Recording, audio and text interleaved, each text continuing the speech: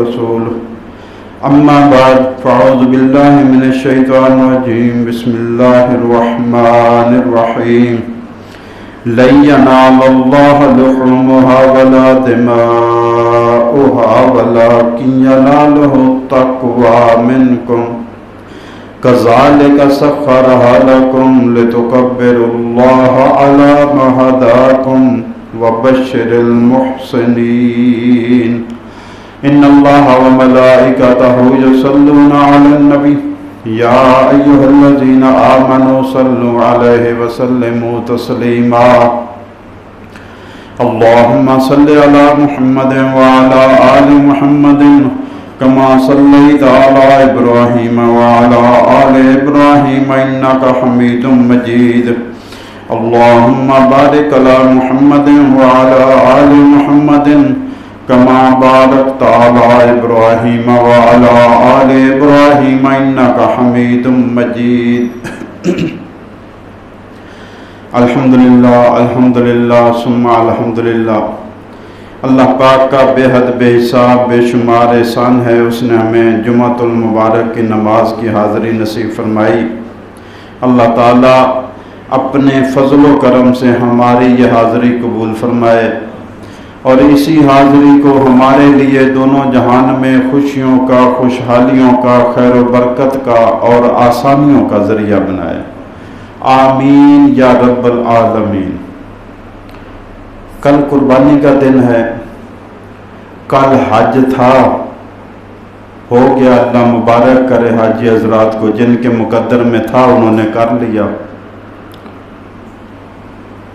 کل قربانی ہے، اس حوالے سے آج بات کریں گے، قربانی کے حوالے سے صرف۔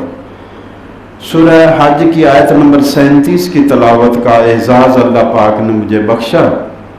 اللہ فرماتے ہیں لن ینال اللہ لحومها ولا دماؤها۔ قربانیاں اس امت سے پہلے بھی ہوتی تھی، مکہ والے بھی قربانیاں کرتے تھے، لیکن کیسے کرتے تھے؟ بتوں کے نام کی کرتے تھے، اللہ کے نام کی کرتے تھے۔ بتوں کے نام کی کرتے تو قربانی کر کے گوشت بت کے سامنے رکھ دیتے اور خون اس کے اوپر لتھیڑ دیتے، مل دیتے۔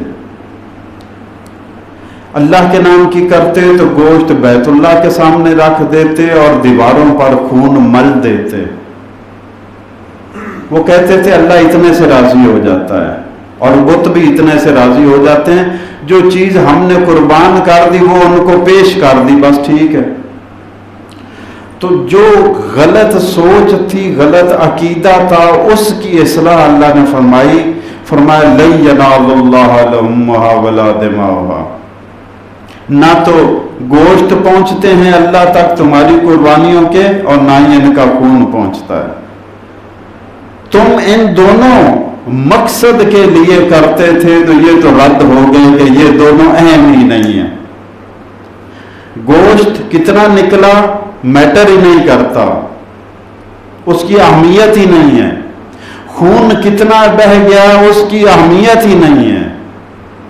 یہ اللہ نے کس کو سنایا اس کتاب میں؟ مجھے اور آپ کو، کہ کہیں تم بھی ان کی طرح گوشت اور خون والی قربانیوں پر ہی نہ توجہ دیتے رہنا۔ تم نے قربانی کرنی ہے وَلَٰكِن يَنَالُهُ التَّقْوَىٰ مِنْكُمْ۔ اللہ تک تو اگر کوئی چیز پہنچتی ہے تو تمہارے دل میں جو تقوی ہے صرف وہ پہنچتا ہے۔ بس یہی بات ہے، دین سارا ہے ہی تقوی۔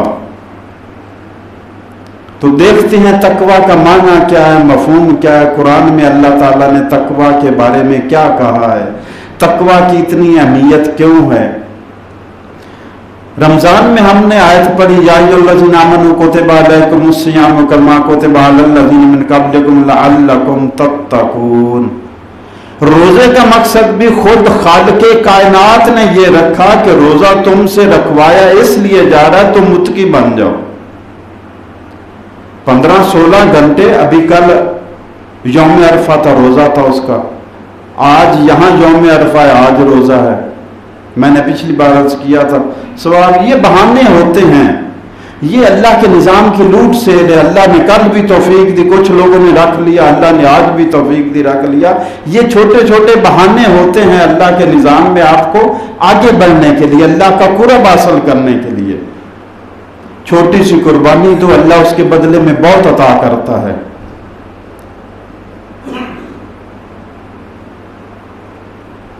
کل وہاں حج تھی، آج وہاں حج ہے۔ حج کیا تھا؟ سب کچھ خواہشوں کو قربان کرنے کا نام۔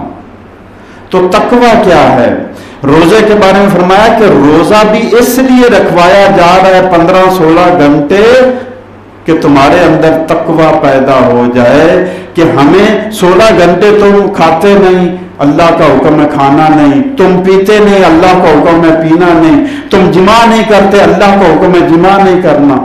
اللہ ریہرسل کرا رہا ہے، تمہاری مشق کرا رہا ہے، پریکٹس کرا رہا ہے کہ تمہیں حرام سے کیسے بچنا ہے، حلال کی پابندی لگا کر پریکٹس کرا رہا ہے تاکہ تمہارے اندر تقوی آ جائے، پرہیزگاری آ جائے، تمہارے اندر نافرمانیوں سے بچنے کی صلاحیت آ جائے۔ آہستہ آہستہ پریکٹس کرتے کرتے، ابھی آپ مجھے کہیں گے جی وزن اٹھائیں تو میں 20-30 کلو ایک من زیادہ سے زیادہ اٹھا لوں گا۔ جب میں پریکٹس کرنے لگوں تو 1 مہینے کے بعد اس سے دگنا بھی اٹھانے کے قابل ہو جاؤں گا۔ تو practice makes a man perfect. Rehearsal سے، مشق سے انسان مضبوط ہوتا ہے، پختہ ہوتا ہے، مکمل ہوتا ہے۔ اور یہی دین کا مقصد ہے۔ اللہ تعالیٰ امتحان میں ڈالتا رہتا ہے، پابندیاں لگا کے مشق کراتا رہتا ہے تاکہ تم اللہ کی نافرمانیوں سے بچنے والے بن جاؤ۔ اور پرہیزگاری، تقوی کا مطلب کیا ہے؟ لفظی معنی ہے نقصان دہ چیز سے بچنا۔ قرآن اٹھا کر دیکھنے کتنی جگہ یہی معنی آیا ہے۔ لفظی معنی ہے، لغات کا معنی ہے، لغت ڈکشنری میں کہ نقصان دینے والی چیز سے بچنا، اس کو تقوی یا پرہیزگاری کہتے ہیں۔ ایک مریض ڈاکٹر کے پاس جاتا ہے، جی مجھے شوگر ہے، تو ڈاکٹر پہلی بات کیا کہے گا؟ کس سے بچنا ہے؟ میٹھے سے بچنا ہے۔ سب سے پہلی بات جی شوگر، میٹھے سے بچنا ہے آپ نے، یہ آپ کے لیے نقصان دہ ہے۔ تو کہا جاتا ہے ڈاکٹر نے کیا پرہیز بتایا؟ میٹھے کا، یہ کھاؤ گے تو نقصان ہوگا۔ تو پرہیزگار متقی بھی اسی کو کہتے ہیں کہ جو ہر اس کام سے بچے جو اللہ کی نافرمانی کا باعث ہو، جو گناہ کا موجب بنے، ہر اس بات سے، ہر اس چیز سے، ہر اس حرکت سے، ہر اس کام سے اپنے آپ کو روک لینا، بچا لینا، محفوظ کر لینا، یہ تقوی ہے۔ تو فرمایا یا ایھا الذین آمنوا کتب علیکم الصیام کما کتب علی الذین من قبلکم لعلکم تتقون۔ روزے کا مقصد بھی یہی ہے کہ تم اللہ کی نافرمانیوں سے، گناہوں سے بچنے والے بن جاؤ۔ اور فرمایا قربانی کا مقصد بھی یہی ہے۔ اللہ کو تمہارے جانوروں کے خون کی حاجت نہیں ہے، اللہ کو تمہارے جانوروں کے فربا گوشت کی ضرورت نہیں ہے، وَلَٰكِن يَنَالُهُ التَّقْوَىٰ مِنْكُمْ۔ اللہ تک جو پہنچتی ہے چیز تمہاری قربانیوں میں سے۔ اچھا جانور اتنا بڑا ہے کچھ نہیں پہنچا، اللہ کیا؟ جانور اتنا ہے اللہ کیا کچھ نہیں پہنچا؟ اللہ نے کہا میرے تک کیا پہنچی؟ وَلَٰكِن يَنَالُهُ التَّقْوَىٰ مِنْكُمْ۔ اللہ تک پہنچتا ہے تمہارے دل میں جو اللہ کا خوف ہے وہ پہنچتا ہے، بس اور کوئی چیز نہیں پہنچتی۔ تمہارے لاکھوں لگائے ہوئے، تمہارے کروڑوں لگائے ہوئے نہیں پہنچتے اللہ تک۔ تمہاری کیٹ واگ والے جانور سجے سجائے پھولوں سے لدے نہیں پہنچتے اللہ کی جناب میں۔ اللہ کی جناب میں پہنچتا ہے تو جو تمہارے اندر خدا بیٹھا ہوا ہے وہ پہنچتا ہے، بس۔ تم نے اپنے دل میں، اپنے سینے میں کس کو بٹھایا ہوا ہے؟ تم نے اپنے اندر کس کو سجایا ہوا ہے؟ تم نے اپنے دل میں کس کو محبوب بنایا ہوا ہے؟ تم نے اپنے اندر کس ہستی کو اپنا وجود بنایا؟ وہ پہنچتا ہے تمہارے رب تک۔ اگر اللہ کا خوف ہے تو جانور جیسا بھی تم اپنی گنجائش کے مطابق کرو گے پہنچ جائے گا۔ آپ نے سنا ہوگا قرآن میں بھی آتا ہے کہ نیکیوں کا بدلہ 10 سے لے کر 700 تک ہے۔ دوسرے پارے میں آتی مثال کہ کسان ایک بیج بوتا ہے، اس میں سے 7 ڈالیاں نکلتی ہیں، ہر ڈالی میں 100 دانہ لگتا ہے، ایسے ہی نیکی کا بدلہ ہے۔ جیسے ایک دانہ 700 دانے بن گیا، ایک نیکی 700 نیکی بن جاتی ہے۔ اور جو صبر کرنے والے ہیں اللہ ان کو بے حساب دیتا ہے، وہ ان 700 سے اوپر ہے۔ یہ درجے کس طرح ہیں؟ نماز آپ نے بھی پڑھی، میں نے بھی پڑھی، صدقہ آپ نے دیا، میں نے دیا، قربانی آپ نے کی، میں نے کی، روزہ میں نے رکھا، آپ نے رکھا، سب کچھ وہی کر رہے، رکوع بھی اتنے، سجدے بھی اتنے، کیا میں اور آپ مختلف کر رہے؟ آپ نے بھی 10 روپے اللہ کے نام پر دیے، میں نے بھی دیے، فرق کیوں آ رہا ہے؟ اللہ کہتا ہے کسی کو 10، کسی کے 10 روپے لکھے جائیں گے، 100 روپے لکھا جائے گا، کسی کا 700 لکھا جائے گا، کسی کا بے حساب لکھا جائے گا۔ فرق آیا، میرے دل میں جتنی اللہ کی محبت تھی، آپ کے دل میں جتنی اللہ کی قدر و قیمت تھی، منزلت تھی، مقام تھا، مرتبہ تھا، شان تھی، اس کے حساب سے آیا۔ اگر زیادہ شان ہے تو بے حساب آ گیا، 700 آ گیا، 500 آ گیا، 600 آ گیا۔ تو اللہ کے ہاں تقوی پہنچتا ہے، تمہارے دل میں تقوی کیا ہے؟ اور تقوی کے بارے میں ایک روایت آپ کو بتاتا چلوں۔ وَمِلَاكُ الدِّينَ الْوَرْعُ، یہ طبرانی میں بھی ہے، دیلمی میں بھی ہے، اور امام بہقی کی شعب الایمان میں بھی ہے، 3 کتابوں میں یہ حدیث ہے۔ ویسے خطیب بغدادی نے اس کو اور انداز سے بھی کیا، وہ پوری روایت آپ کو بتا دے تو فرمایا العلم افضل العبادت، علم عبادت سے بھی زیادہ افضل ہے۔ نفلیں پڑھتے رہنا، تسبیحات پڑھتے رہنا، صدقات و خیرات کر رہے، ان ساری عبادتوں سے افضل ہے علم حاصل کرنا۔ حدیث پاک میں آتا ہے کہ 1000 عابد جو عبادت کرنے والے ہیں، 1000 عابد سے اتنا شیطان نہیں ڈرتا جتنا ایک عالم سے ڈرتا ہے، کیونکہ 1000 عابد کو علم نہیں ہے، جب چاہے گا ایسے انگلیوں پر نچا لے گا۔ عالم صاحب علم ہوتا ہے، عابد اپنی ذات کو بچا رہا ہوتا ہے، عالم دنیا کو بچا رہا ہوتا ہے۔ فرمایا ایک شیطان پر عالم 1000 عابدوں سے زیادہ بھاری ہے۔ تو فرمایا العلم افضل عبادت، علم حاصل کرنا، دین سیکھنا، قرآن میں کیا ہے، اللہ کیا کہہ رہا ہے، اس کا مطلب کیا، مفہوم کیا، یہ سیکھنا جاننا، یہ فرمایا عبادتوں سے افضل ہے، رات کو نفلیں پڑھنے سے افضل ہے۔ وَمِلَاكُ الدِّينَ الْوَرْعُ، اور دین کا سارا دار و مدار ہے ہی تقوی پر۔ ارے جس کے دل میں خدا کا خوف نہیں ہے، کیا دین ہے اس کا؟ دل میں اللہ نہیں ہے، دل میں صنم ہے، شیطان ہے، خواہش ہے، نفس پرستی ہے، ہوا و حفظ ہے، وہ کیسا ایمان والا ہے؟ وَمِلَاكُ الدِّينَ الْوَرْعُ، اور دین کا دار و مدار ہی تقوی پر ہے، پرہیزگاری پر ہے کہ یہ بندہ اللہ کی نافرمانیوں سے، گناہوں سے کیسے بچتا ہے۔ سارا دین کا انحصار اس بات پر ہے۔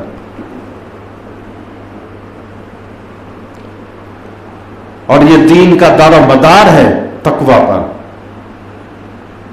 اور تقوی کی اہمیت کیا ہے؟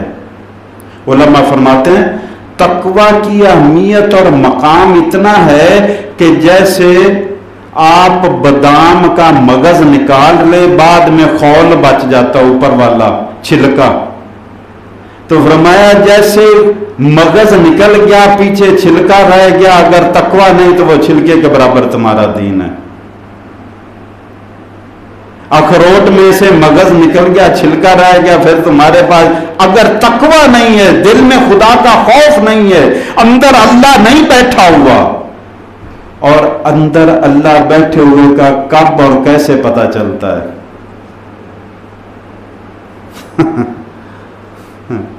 جب میں بولتا ہوں تو سننے والے کو پتہ چل جاتا ہے اندر اللہ بیٹھا ہے یا نہیں بیٹھا۔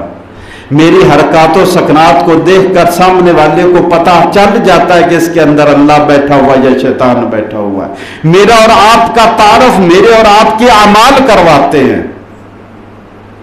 کسی کو دیکھ کر آپ کہہ رہے ہوتے وہ اللہ کا بندہ جا رہا ہے، اور کسی کو دیکھ کر آپ کہہ رہے ہوتے وہ شیطان جا رہا ہے۔ میرے اور آپ کے اعمال اور اخلاق میرا اور آپ کا تعارف کروا رہے ہوتے ہیں، اور اندر جو کچھ ہوتا ہے وہی میرا اور آپ کا تعارف بنتا ہے۔ تو فرمایا جیسے مغز نکالنے سے چھلکا بچتا ہے، اگر تقوی نہیں تو اتنا ہی دین ہے۔ ایک اور مثال بیان فرمائی، وَالْجَسَدِ لَا رُوحَ فِيهِ، یا جیسے جسم میں سے روح نکل جائے تو باقی جو میت بچتی ہے یہی دین ہے۔ اگر تقوی نہیں ہے تو روح نکل گئی۔ دین کی روح تقوی ہے، یعنی تم اللہ کی نافرمانیوں سے بچنے کی کوشش کتنی کرتے ہو، یہ تقوی ہے، یہ دین ہے۔ اور نافرمانیوں سے کیسے بچو گے؟ نافرمانیوں سے کبھی سوچا؟ دو کام ہیں، مجھے کیسے پتا چلے گا کہ اس میں کون سی نافرمانی میں نے بچنا ہے؟ اندازن آنکھیں بند کر کے ایسے کروں گا جیسے وہ چھوٹے ہوتے جنتری میں ہم اپنی قسمت معلوم کیا کرتے تھے، اللہ بات والی ایسے ہی کریں گے نا۔ تو دین کی پہچان ہوگی، حلال حرام کی پہچان ہوگی، جائز نجائز کی پہچان ہوگی، اچھے برے کی معرفت ہوگی، تب بندہ اچھائی برائی کا فرق کر سکے گا اور برے سے بچ سکے گا۔ اور یہی علم ہے دین کو سیکھنا، جاننا، اور علم اور پہچان اور دین کی سب سے بڑی معرفت اللہ کی کتاب قرآن ہے۔ اللہ کی کتاب قرآن ہے، اور یہ فرقان نصیب کرتا ہے۔ جو اس کتاب پر ایمان لاتا ہے اور اس کے پڑھنے کا حق ادا کرتا ہے، قرآن کہتا، اللہ کہتا ہے یہی قرآن تمہیں فرقان نصیب کرتا ہے، تمہیں معرفت اور پہچان نصیب کرتا ہے، تمہیں فرق نصیب کرتا ہے کہ کیسے تم نے پہچان کرنی جائز ناجائز۔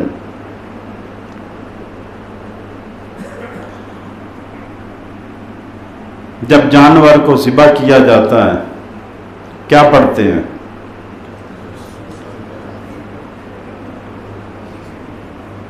میرے بھائی جتنے بیٹھے ہوئے ہیں، میں گستاخی نہیں کروں گا ہاتھ کھڑا کرنے کی، کتنوں نے اپنی زندگی میں اپنا جانور خود ذبح کیا ہے؟ بس یہی ہے نا جی۔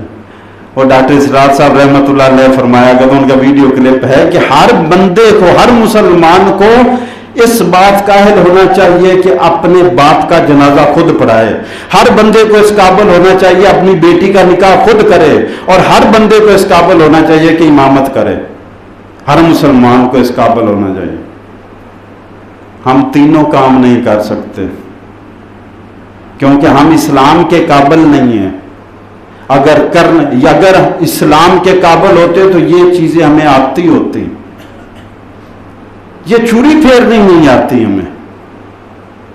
ہم کیسے عاجز اور کیسے نکمے اور نااہل اور نکھٹو بن گئے ہیں کہ جناب بکرے کا 5000 دے رہے ہیں، جوان گھر میں بیٹھے ہو، پھر چھری پکڑو خود اور چمڑی اتارو اور ٹوکے سے ٹکڑے کرو، اور 5000 کس لیے دے رہے ہو؟ یہ تمہارے نکما اور نااہل اور نکھٹو ہونے کی دلیل ہے جو تم 5000 اس کا دے رہے ہو اور 15-20 ہزار گائے کا دے رہے ہو۔ یار اتنی کیا قیامت آ گئی ہے؟ وہ معزز تھے زمانے میں مسلمان ہو کر، اللہ کے نبی صلی اللہ علیہ وسلم نے 60 اونٹ خود ذبح کیے، نہر کیے، اور پھر چھری حضرت علی کو پکڑا دی کہ باقی تم کر دو۔ کیسا ہے ہمارا مسلمانی کا انداز ہے؟ اللہ کے نبی صلی اللہ علیہ وسلم نے فرمایا اپنی بیٹی حضرت فاطمہ رضی اللہ عنہا کو کہ اے فاطمہ جب تیری قربانی ہونے لگے اس کے اوپر کھڑا ہونا ہے، جب چھری چلے گی تو اس کے خون کا قطرہ زمین تک پہنچنے سے پہلے تیرے سارے گناہ معاف ہو جائیں گے۔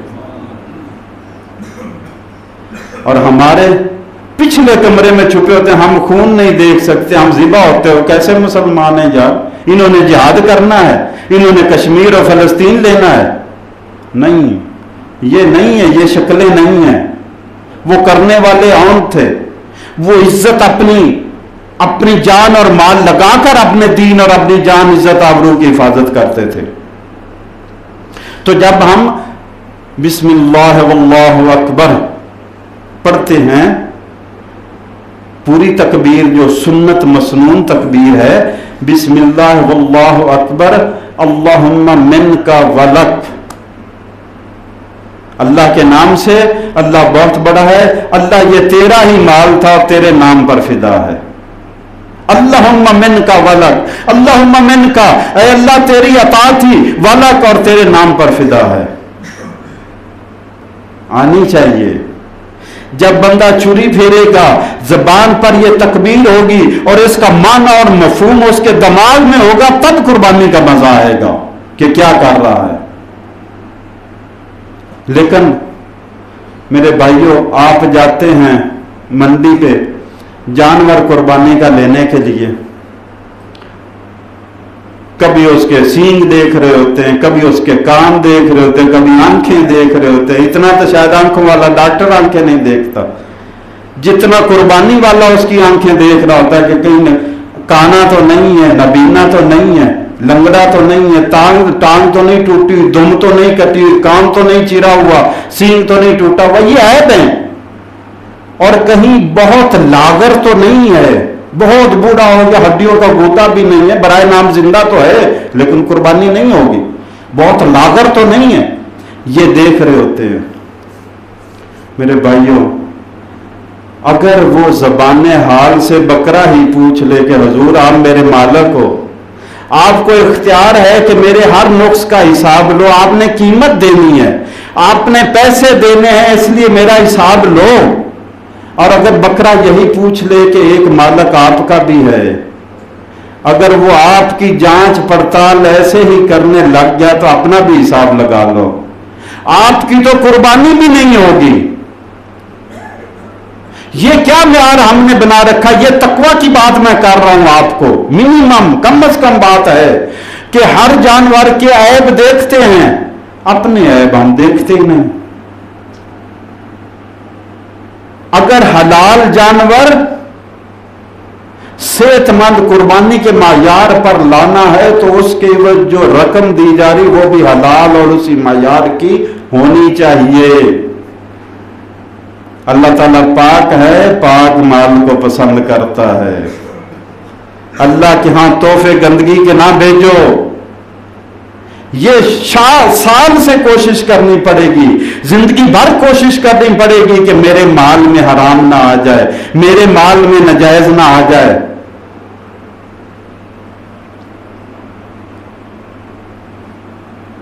تو جب ذبح کرتے ہیں تو کہتے ہیں بسم اللہ واللہ اکبر. قربانی ایک تو ہے شکریہ کے طور پر کہ اللہ نے مجھے یہ جانور عطا کیا، اللہ نے مجھے یہ صلاحیت اور توفیق اور استطاعت عطا کی. لیکن اس سے بڑھ کر بھی ایک چیز ہے. علماء فرماتے ہیں قربانی اس چیز کا نام ہے کہ تمہارے دل دماغ میں بیٹھ جائے کہ میرا اور اس کا مالک اللہ ہے، اس لیے کہہ رہا ہوں بسم اللہ اللہ اکبر. یہ میرا نہیں تھا، خالق اور رازق اللہ ہے، میرا اور اس جانور کا پیدا کرنے والا اللہ ہے، مجھے اس جانور کی عارضی ملکیت دینے والا بھی اللہ ہے.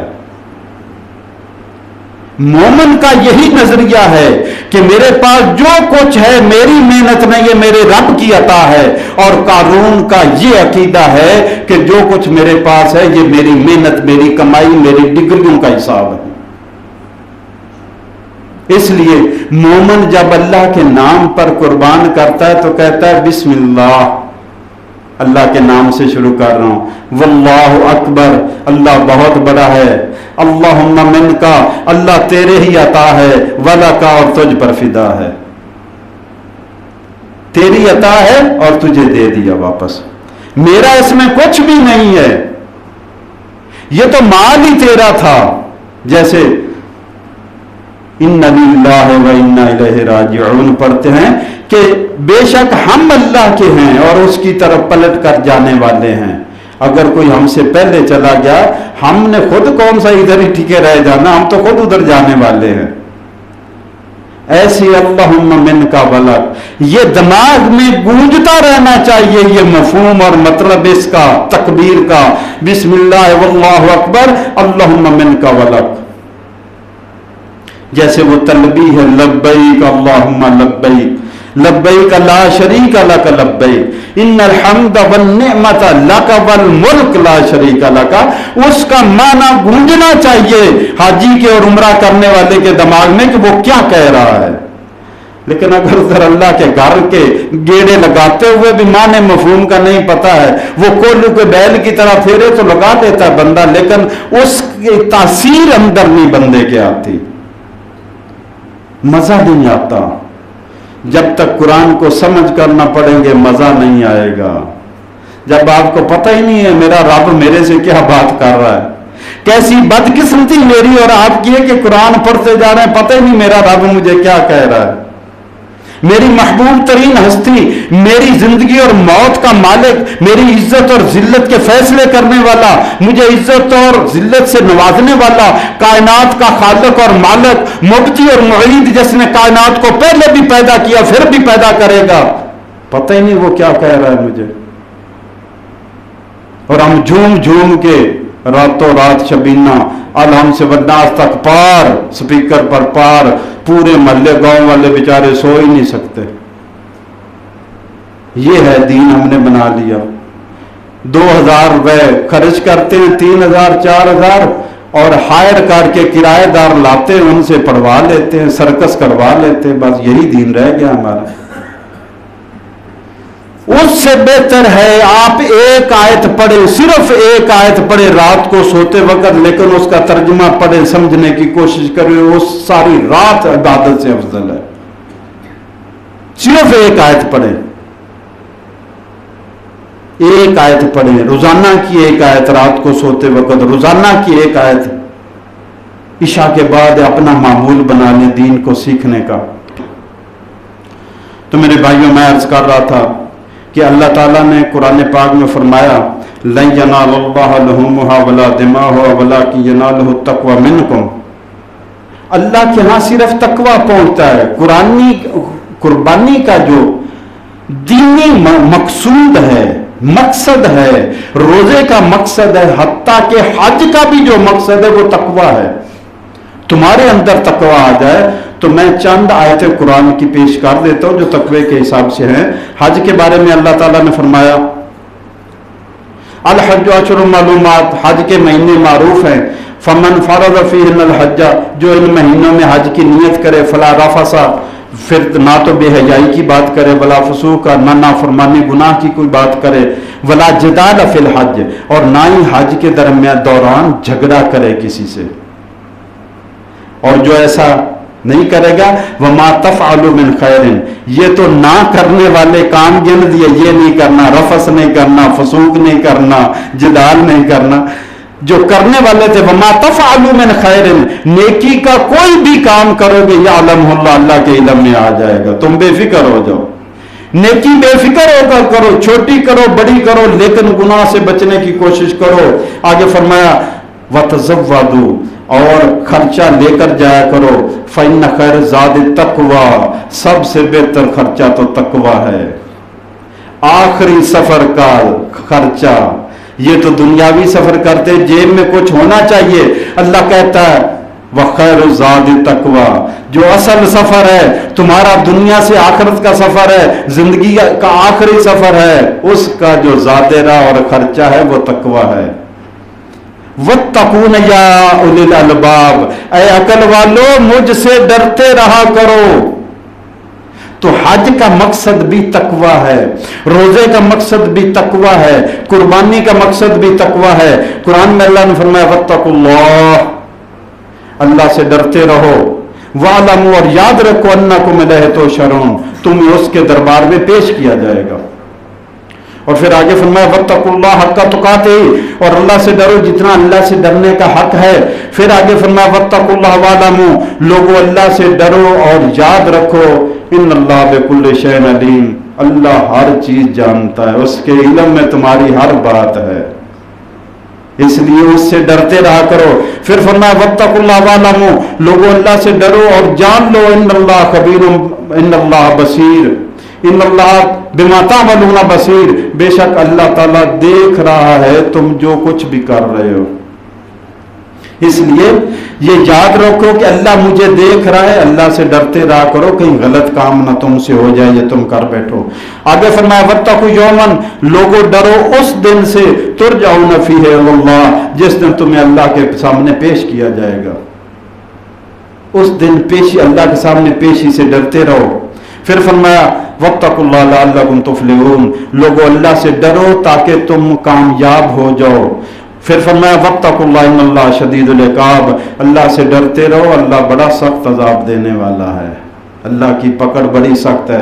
پھر فرمایا واتقوا اللہ، لوگوں اللہ سے ڈرو، ان اللہ علیم بذات الصدور، اللہ تعالیٰ تو سینوں کی باتیں بھی جانتا ہے، دلوں کے راز بھی جانتا ہے۔ پھر فرمایا واتقوا اللہ ان کنتم مؤمنین، لوگوں اللہ سے ڈرو اگر تم مومن ہو، اگر تمہارا دعویٰ ہے کہ تم ایمان والے ہو تو اللہ سے ڈرتے رہا کرو۔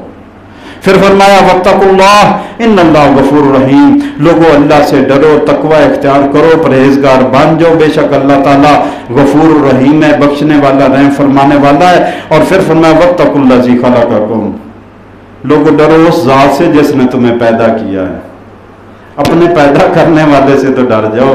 کتنے واسطے دیے، وہ بخشنے والا ہے، وہ تمہیں دیکھ رہا ہے، وہ عذاب دینے والا ہے، تمہاری ہر حرکت کو جانتا ہے، تمہیں دیکھ رہا ہے، تمہیں معاف کرنے والا ہے، اس نے تمہیں پیدا کیا، اس سے ڈرتے رہو۔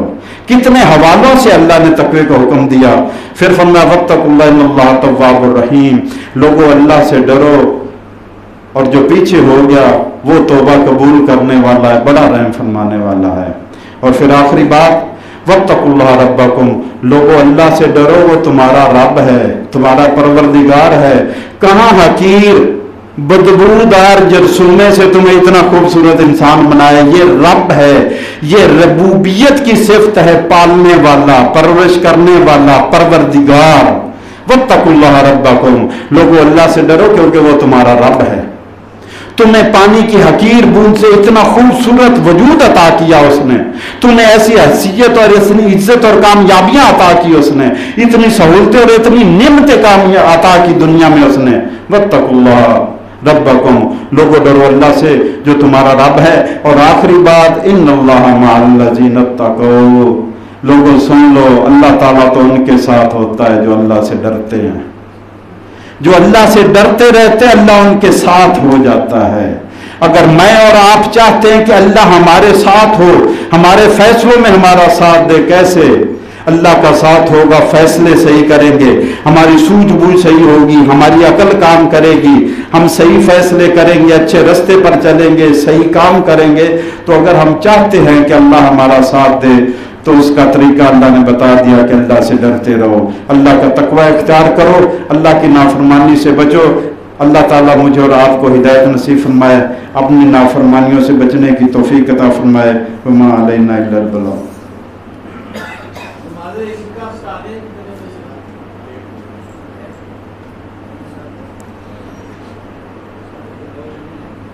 چھ بجے کر لو، 7 بجے میں لیٹ ہو جانا، 6:30 ٹھیک ہے۔ ہاں 6:30 انشاءاللہ جی، انشاءاللہ 6:30 بجے جماعت کھڑی ہوگی نماز کی، عید کی نماز کی۔